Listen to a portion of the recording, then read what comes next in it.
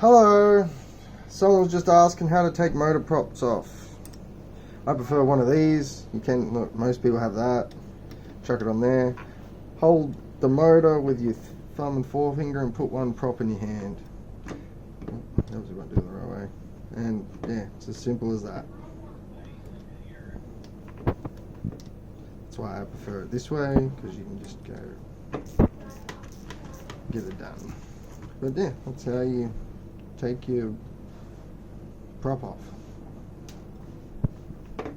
If they get stuck like this, which they do, just spin it while holding the motor, and it'll usually use the upward momentum or the screwing momentum to undo. There you go, it gets loose, and then it comes straight up. When it wants to, see?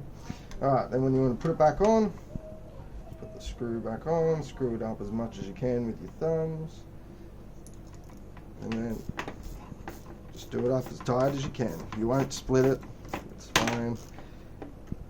Do it hard, and done. Thanks for watching all. Cheers.